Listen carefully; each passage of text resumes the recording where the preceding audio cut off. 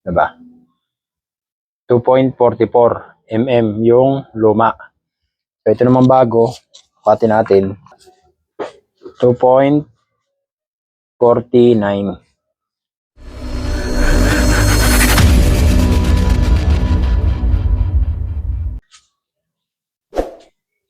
Okay guys, ito na yung nabili natin na clutch lining natin. So meron tayong limang clutch lining. Ayan. So nabili natin siya sa Honda. Ito na yung papalit natin dito sa ating motor na clutch lining. Ayan, 5 yan. Okay, ito na yung luma. So ang gagawin natin, susukatin natin luma kung gaano kalaki yung naging diferensya niya dun sa bagong clutch lining. Gagamit tayo ng caliper. Ayan o. Hiniram natin sa opisina yung caliper. Ayan. Hiniram natin yung caliper ng opisina kasi hindi natin kayang bumili ng caliper. So nanghiram tayo ng caliper para masukat natin yung clutch lining. Okay, sukatin muna natin. So ito na guys, susukatin natin yung lumang clutch lining doon sa bago. Kung ilan yung diferensya niya. Para mapatunayan natin na palitin na nga talaga yung clutch lining natin.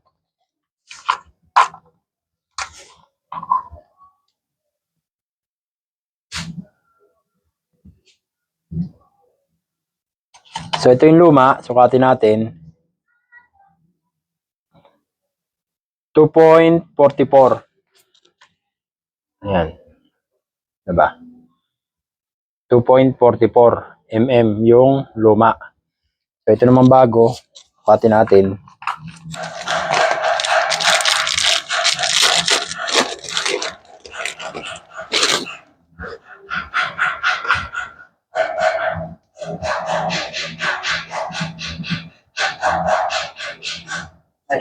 Asan si Mami?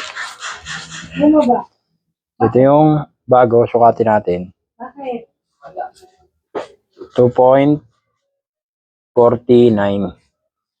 Konti lang yung naging nipis niya. Konti lang yung naging nipis niya.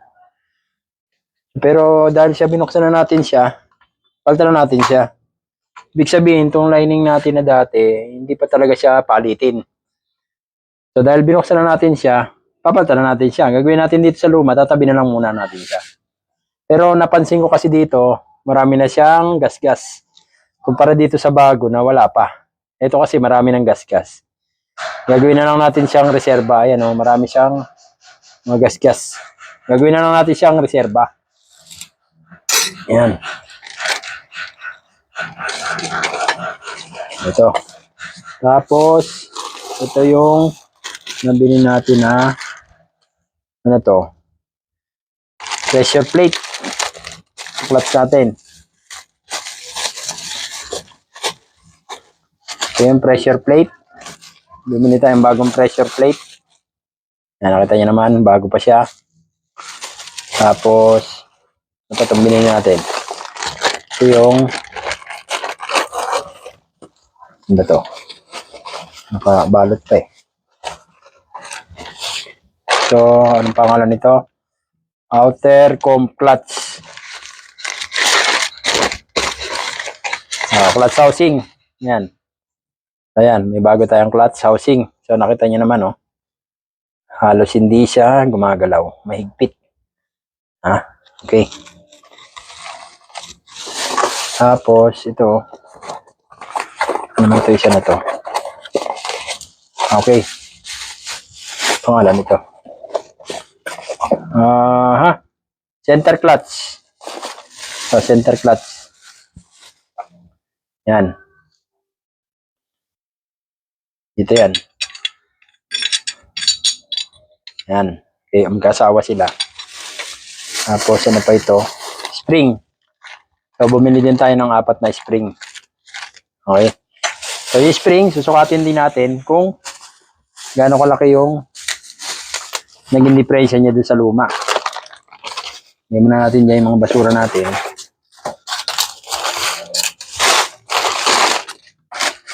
May natin tapon yung basura.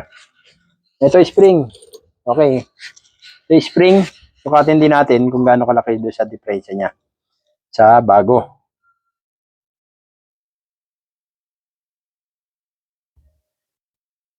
Ito yung lumang spring. So, sukatin natin siya. Ang sukat niya is yan. Dito pala, paganto natin para makita ng gusto.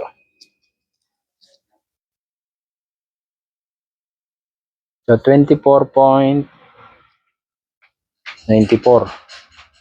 Yung bago, pati naman natin yung bago.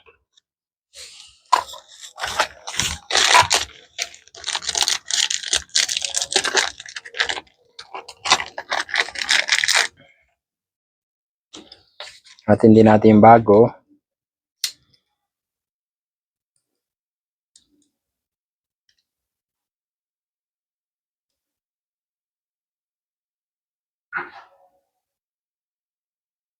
Yung bago ay 25.13. So, mas mahaba yung bago. Ibig sabihin, yung luma natin is gastado na.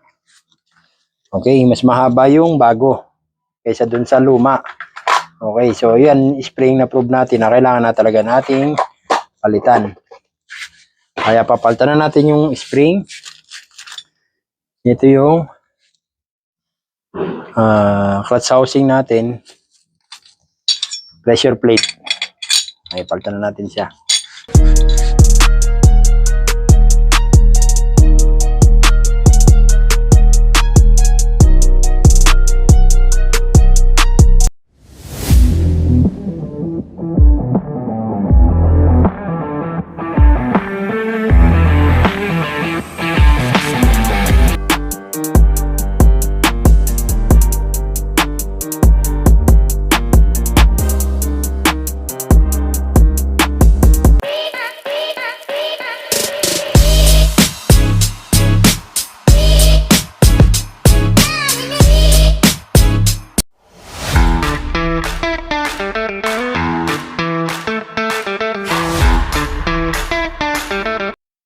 Okay guys, kakabit na natin yung clutch assembly natin, inassemble natin. Ayan, kabit na natin siya. Ayan. O, walang masyadong kalog. Tapos, tutornilyohan natin. Tutornilyohan din natin yung sa spring niya. Ayan. Tapos, hahapitan natin. Then, lagay natin yung bearing sa gitna. Tapos, lagay naman natin yung gasket. Ito, bagong gasket yan. So, nasira na kasi yung luma. Kaya, lagyan natin siya ng bagong gasket. Yan, itama lang natin doon sa may dowel pin niya para eksakto. Tapos, kabit natin yung crankcase cover. Yan. Iayos na natin yung pagkakakabit. So, ilalagay lang natin doon sa ating kickstart. Tapos, lagyan natin ng tornilyo. Yan. Lagyan natin yung bracket para naman doon sa clutch cable. Tapos, yung water pump natin. Ayan. Tanggalin natin siya.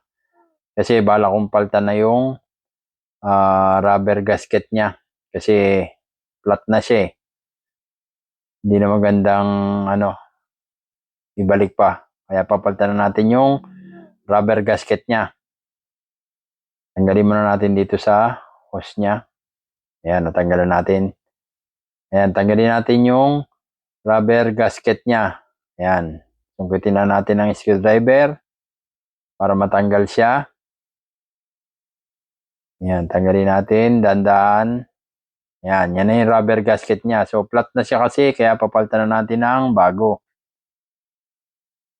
Ayan, napalitan na natin yung rubber gasket. So, sasalpak na natin siya dun sa crankcase cover natin. Lagyan natin ng tornilyo. May 3 tornilyo yan.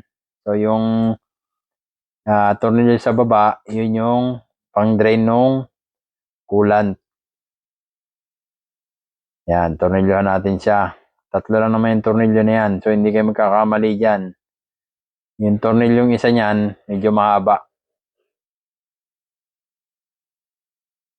Yan. Kabit natin tong pangatlong tornilyo. Silipin natin kung tumama na siya. Yan. Tapos, hahapitan natin ngayon siya para matesting na natin kung effective ba yung pagkakagawa natin. Yan. So, nahapitan na natin siya. Yan. Nahapitan natin lahat. Tapos, kabit natin tong kickstart. So, yung model kasi nung ating motor ay may kickstart pa. Yan. So, kabit natin yung kickstart. Tapos, kabit natin yung drain plug para dun sa oil. Then, hapitan natin. Tapos, susunod yan, lalagyan na natin siya ng langis. Yan. Kabit muna natin yung kickstart. Tapos, pagkakabit yung kickstart, so, lagyan natin ng tornilyo. Hapitan natin siya. Tapos, lalagyan na natin siya ng langis and then lalagyan natin siya ng coolant para ma-testing natin kung tama ba yung pagkakakabit nung nilagay nating pyesa. So, hapitan nyo lang yan. Huwag masyadong hapit. So, katamtamang hapit lang. Yan. Tapos, lalagyan natin siya ng langis. O, lagyan muna natin yung embudo. Tapos, lagyan natin siya ng langis. Yan. Then next, tanggalin natin tong shroud para ma-access natin yung radiator cap. Ayun, tanggalin natin radiator cap para malagyan natin ng coolant. Ayan. So, binili pala natin tong coolant na to sa Honda rin. So, nakabili tayo ng coolant sa Honda. Ayan. Dagdagan natin. So, pupunuin lang natin yan para puno yung ating radiator. Tapos lalagyan na natin yung takip, radiator cap, lagyan natin. Yan. Okay, tinakpan na natin. Tapos pagkatapos niyan, so tetestingin na natin siya kung tama ba yung pagkakakabit natin. Ito pala, lagyan po muna natin yung reservoir kasi pinatagas natin eh. So, naubusan na naman yung reservoir. Ayan, lagyan din natin ng coolant. So, pwede na. I-kickstart natin. Ayan. Okay. Isa pa. Yun. Umandar na. Okay na. Okay guys, umandar na yung ating motor. So, sana nakatulong ako ng konting kaalaman sa inyong lahat.